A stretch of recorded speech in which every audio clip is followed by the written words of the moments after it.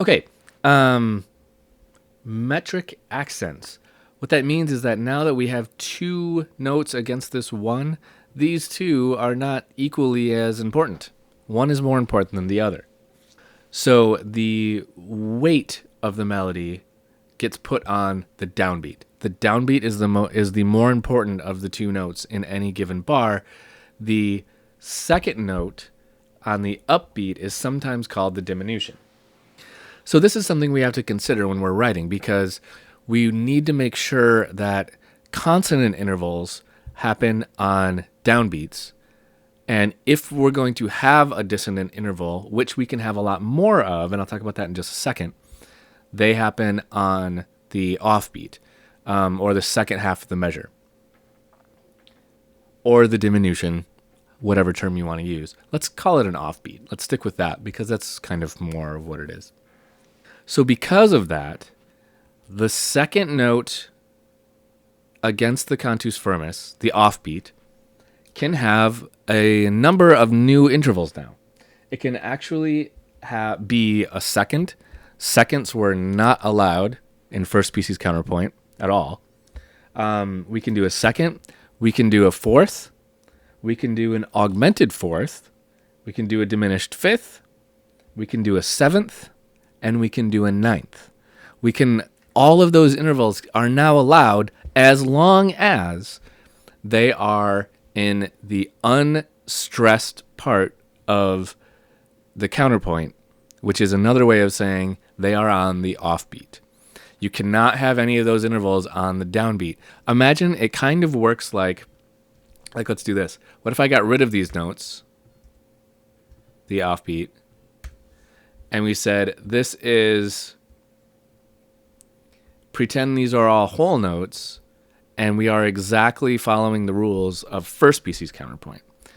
The new rules that we're talking about and these new intervals only apply to the new note,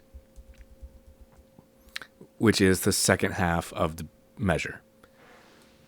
So we can have the second here, and remember the second interval, what we're talking about is between the cantus firmus. We always have to count the cantus firmus as still going. This B flat is still happening through this whole measure. This D is happening through this whole measure. So in this measure, for example, we have to say this D to B relationship, we have to think of that as a sixth, because it is. And then we have to think of this F not as a lone wolf. It has a note that it's being set against, and it's this D still, because the D is still sounding. So we have to take into account that as a third also. So we have a sixth to a third. That's okay.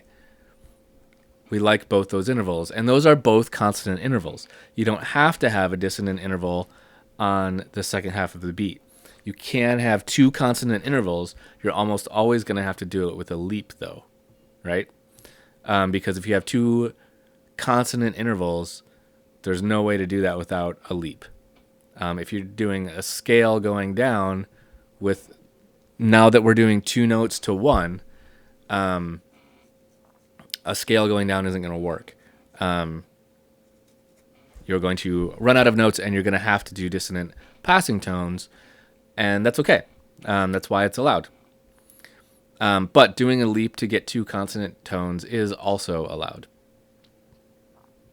If we go here, we have a C to an E, so we have a third. It's also allowed. We came from another third here, so we have two thirds in a row, but that's okay. And now we're going down to a second, C to D, and that's allowed because it's on the second half of the measure. And that is going to go down and resolve to actually a fifth, which is okay by itself as long as we don't create a parallel. And the next note takes us down to a third. So another skip here to get us down to another consonant interval. So that's how the metric accent works. We have new intervals that we can use, but we can only use them on the second half of the measure, the unaccented part of the measure, which is another way of saying the offbeat.